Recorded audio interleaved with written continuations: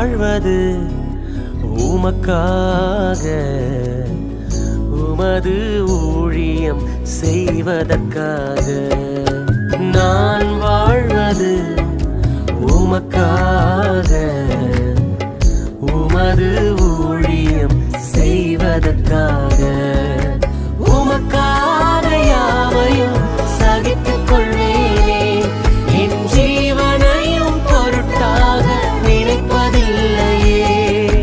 உமக்காக யாவையும் சகித்துக் கொள்வேனே, என் ஜீவனையும் பொருட்டாக நினைப்பதில்லையே. நீ தந்த ஊழியத்தை